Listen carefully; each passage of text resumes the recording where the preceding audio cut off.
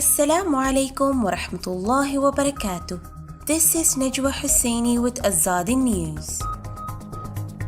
Bangladesh moves nearly 2,000 Rohingya refugees to remote island. Sesame Workshop bets on power of representation with new Rohingya Muppets.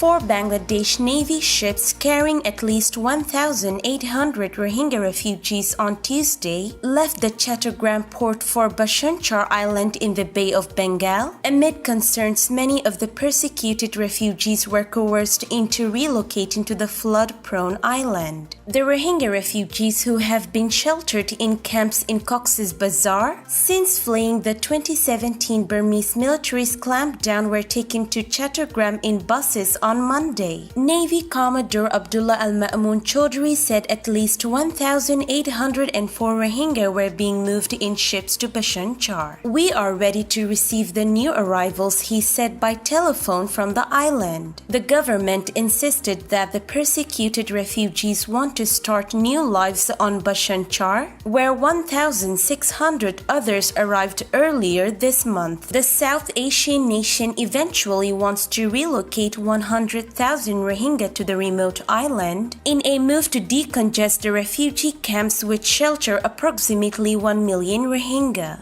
Housing blocks have been set up for the new arrivals on the island that Foreign Minister A.K. Abdul Mu'min has called a beautiful resort. On Monday, he had put the number of refugees being moved to Bhasanchar at little less than 1,000. But rights activists expressed new doubts about the transfers, saying some Rohingya had found their shanty homes in the camps padlocked, so they had no choice but to go. Al Jazeera's Tanveer Chaudhry said international journalists were not allowed to go to the island. The naval commander in charge said there will be a next batch of refugees, but we don't know exactly when, he said, speaking from Chittagong in the country's south-facing Bay of Bengal.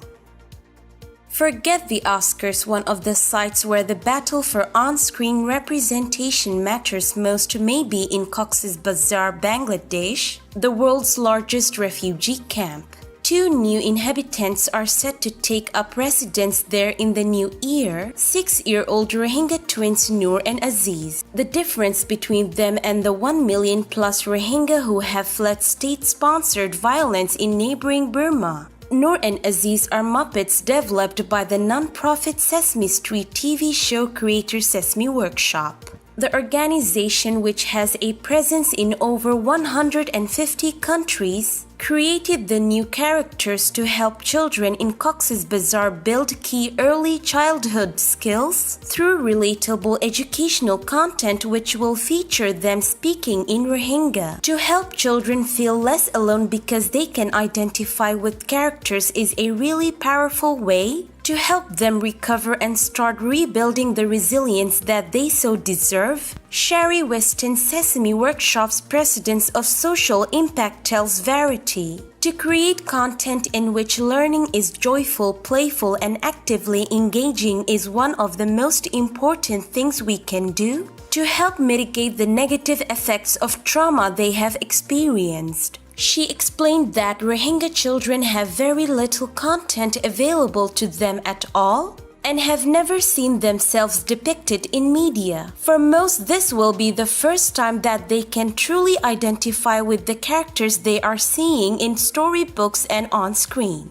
Sesame tested everything from the girl twin Noor and her brother Aziz's haircuts to their slip-on sandals, for how well each element resonated with local kids, a process that took about a year from conception to completion. The 2 Muppets were conceived as twins so that they could be of opposite sexes but still play together in a culturally appropriate manner, all while modeling very clear gender equity in a culture where girls tend to take on more caregiving and household work. At age 6, the twins are old enough to problem-solve independently but still engage naturally with caregivers. Sesame plans to reflect the fact that many Rohingya children do not live with their biological parents by including Elmo's parents as aunt and uncle type figures. Storylines are being designed to help kids work through past trauma, including plots about how Noor is afraid of loud noises and Aziz is afraid of the dark. We want to build resilient skills, and this allows us to show the ways that they support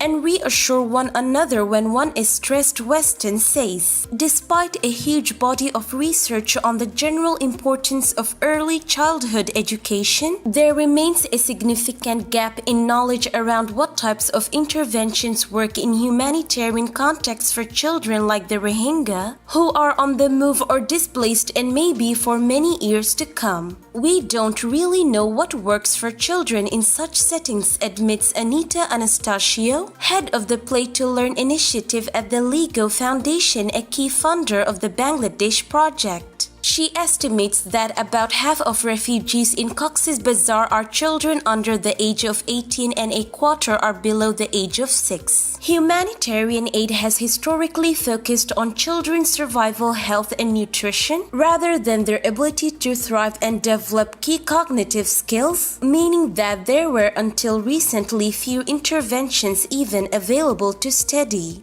Observing families that are frequently on the move also made it difficult to conduct rigorous research. Despite the challenges, LEGO is investing heavily so as to research, test, and better document interventions, notes Anastasio. Media content is more crucial than ever. The question is how to make it playful, culturally relevant, and add that component of designing stories where you don't just see kids playing, but playing as they learn numbers, interact, and problem solve, she explains. Sesame's content will be integrated into existing early learning centers run in partnership with relief organization BRAC and the International Rescue Committee. Colorful tents set up at Cox's Bazar where volunteers offer postnatal care and other group sessions to help children grow mentally, socially, and creatively. The pandemic, however, has made such in-person outreach strategies impossible, posing the question of how best to distribute newly developed content in the months to come. Unlike populations in other crisis areas like the Middle East, few Rohingya have access to TV. The Bangladeshi government also restricts access to mobile phones and internet for those in the camps, although it has eased its policy slightly under international pressure during the pandemic.